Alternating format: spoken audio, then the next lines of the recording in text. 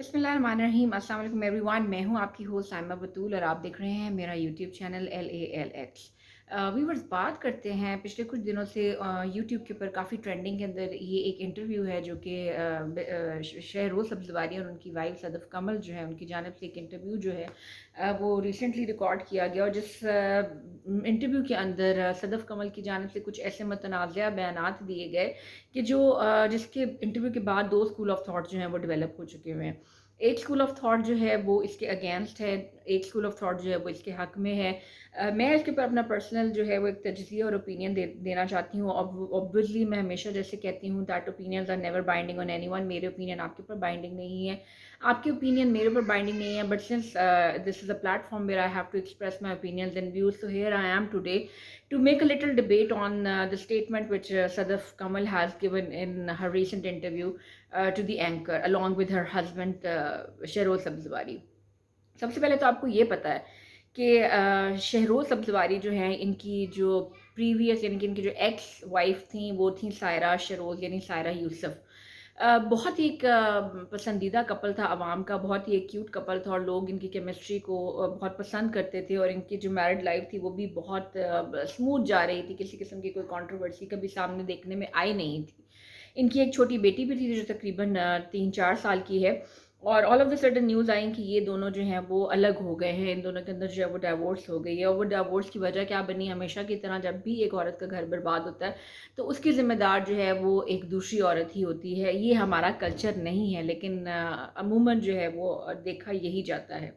अच्छा, अब ये घर जिस औरत के हाथों तबाह हुआ या जो औरत इस घर के तबाही का वजह बनी वो औरत थी ये सदफ़ कमल साहिबा, जिन्होंने अभी रिसेंट इंटरव्यू के अंदर बहुत ही एक अपने आप को एक सोशल वुमन साबित करते हुए और अपने आप को बहुत ही एक कल्चर्ड वुमन और कल्चर्ड वाइफ और बहुत ही एक ओबीडियंट वाइफ, बहुत ही एक सबसर्विएंट वाइफ जो है वो साबित करते हुए जो है वो अपने कुछ स्टेटमेंट्स रिकॉर्ड करवाई। और उनकी जो स्टेटमेंट्स थी वो स्टेटमेंट पहले मैं आपको बता दूं कि वो स्टेटमेंट थी क्या।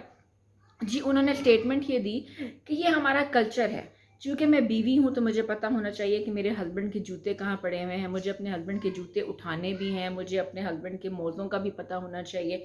मुझे उसको पता होना चाहिए कि उसने कब क्या चीज़ खानी है, क्योंकि वो मेरा ख़ावंद है तो मुझे उसकी एक-एक छोटी-छोटी चीज़ का पता होना चाहिए।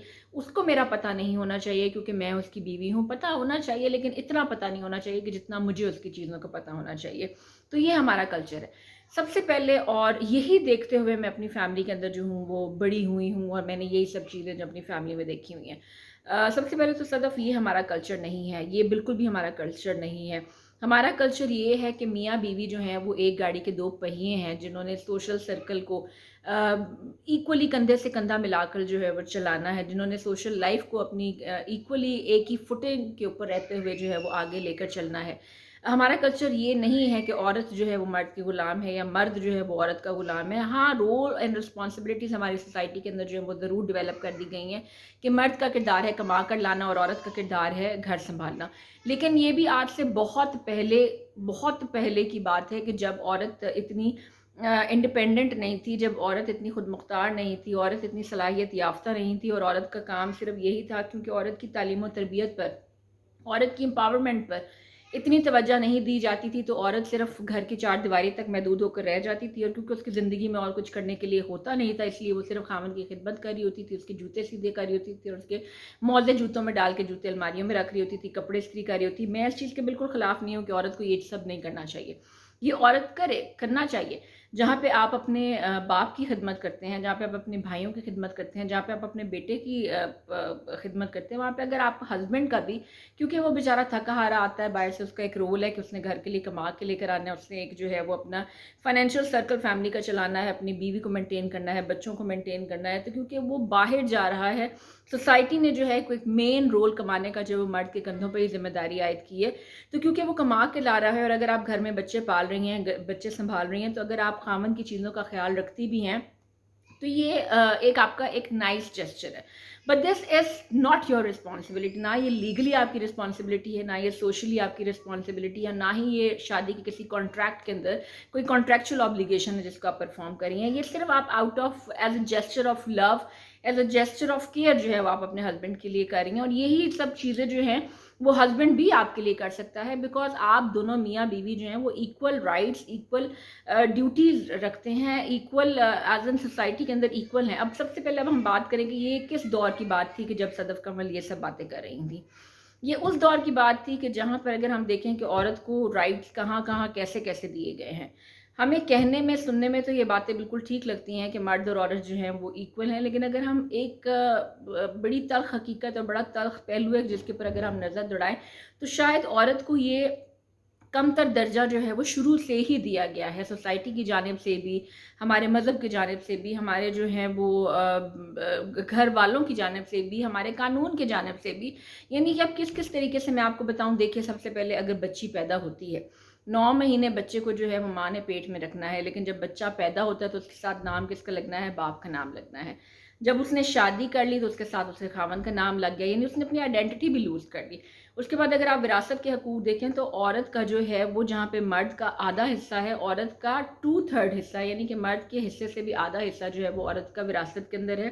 پھر اگر آپ دیکھیں تو عورت نے اپنا گھر بار چھوڑ کر، عورت نے رخصت ہو کر جو ہے وہ دوسرے گھر جانا ہے. پھر اپنے بیٹی کا گھر بسانے کے لیے، بیٹی کے بھار بنانے کے لیے جو ہے وہ ماں باپ کو جو ہے ایک لسٹ بھر کے جہیز بھی دینا ہے تاکہ سوشلی جو ہے وہ ایک اسٹیبلٹی بیٹی جو ہے وہ اپنے سسرال کے اندر دیکھ سکے. تو یہ سب مجبوریاں جو ہیں یہ عورت کو، اگر ہم لیگلی بھی دیکھیں تو لیگلی بھی اگر ہم دیکھ لیں تو عورت کی گواہی بھی جو ہے وہ مرد کی گواہی سے آتی ہے. یعنی کہ اگر ایک فیکٹ کو ثابت کرنے کے لیے 2 مردوں کی ضرورت ہے تو وہیں پر جو ہے وہ 4 عورتوں کی ضرورت ہے. اور حدود قصاص کے کیسز میں تو عورت کی گواہی ویسے ہی نہیں مانی گئی ہے. یہ تو باتیں ہیں کہ جو کچھ ہمارے اسلام میں بھی ہیں اور کچھ ہمارے جو ہیں وہ سوسائٹی کے اندر بھی تھی. لیکن اب آج کا جو دور ہے، آج کا دور یہ ہے کہ جیسے میں پہلے بھی کہہ چکی ہوں کہ میاں بیوی جو ہے وہ گاڑی کے 2 پہیے ہیں. آج جب تک مرد اور عورت جو ہے وہ ایکول فوٹنگ کے اوپر نہ ہو، کندھے سے کندھا ملا کر شانہ بشانہ نہ چلیں تو سوسائٹی کا نظام جو ہے یا فائنینشیل گھریلو حالات جو ہیں وہ کبھی بھی سٹیبل نہیں ہو سکتے، وہ کبھی بھی پٹری کے اوپر نہیں رہ سکتے. آج عورت جو ہے وہ انڈیپینڈنٹ ہے. آج عورت کی ایجوکیشن کے اوپر، عورت کی پروگریس کے اوپر، عورت کی ڈیولپمنٹ کے اوپر اور عورت کی امپاورمنٹ کے اوپر جو ہے وہ کام کیا جا رہا ہے. آج عورتیں جو ہیں وہ جہاز بھی چلا رہی ہیں، عورتیں جو ہیں وہ انجینئر بھی ہیں، عورتیں جو ہیں وہ فوج میں بھی جا رہی ہیں، عورتیں جو ہیں وہ انٹرپرینیورشپ بھی کر رہی ہیں، عورتیں جو ہیں وہ PhDs ڈگریز بھی لے رہی ہیں. اور شاید ہی کوئی ایسا آج شعبہ ہے کہ جہاں پہ عورت اپنی صلاحیتوں کو نہ منوا رہی ہو. تو یہ صدف کمل کا جو بیان تھا کہ کیونکہ میں اس کی بیوی ہوں تو مجھے اس کی چیزوں کا پتہ ہونا چاہیے، اس کے جوتے بھی میں نے اٹھانے ہیں اور اس کے میں نے موزے بھی ٹھیک کرنے ہیں اور اس کے کپڑوں کا بھی مجھے پتہ ہونا چاہیے، اس کو میرا زیادہ پتہ نہیں ہونا چاہیے کیونکہ میں بیوی ہوں. تو ایسا نہیں ہے.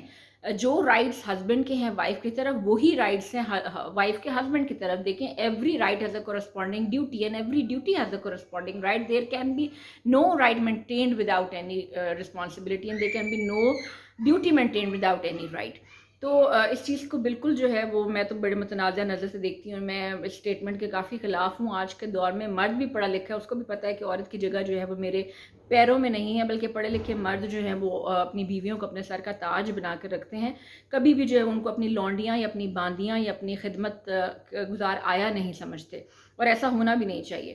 تو اس اسٹیٹمنٹ کو میں تو بالکل بھی پراپرلی طور پہ نگیٹ کرتی ہوں. اور دوسری چیز یہ کہ اگر آپ اتنی ہی کلچرڈ تھیں، اگر آپ کو اپنے کلچر کا اتنا ہی پتہ ہے تو آپ نے آلریڈی ایک شادی شدہ مرد سے مراسم بنائے، پھر آپ نے اس کا گھر تباہ کیا، آپ نے اسے شادی کیا، آپ نے یہ بھی نہیں دیکھا کہ اس کی ایک چھوٹی سی بچی ہے. تو آئندہ پلیز اس طریقے کی جو ہے وہ آپ کوئی اسٹیٹمنٹ نہ دیجیے اور عورتوں کو جو ہے وہ اتنا نچلے درجے پہ نہ لے کے جائیے کہ آپ یہ دیکھیں کہ صرف عورت کی جو ہیں وہ ڈیوٹیز ہی ہیں اور اس کے کوئی رائٹس نہیں ہیں، اور مرد کے صرف رائٹس ہیں اور مرد کی کوئی ڈیوٹی نہیں ہے. تو I totally condemn your statement and I am totally against it. آپ اس بارے میں کیا رائے رکھتے ہیں پلیز کامنٹ سیکشن میں ضرور بتائیے گا. اور اگر آپ نے ابھی تک میرا چینل سبسکرائب نہیں کیا تو پلیز میرا چینل بھی سبسکرائب کیجیے. I am signing off for now. Please take care of yourself. اللہ حافظ. بائے.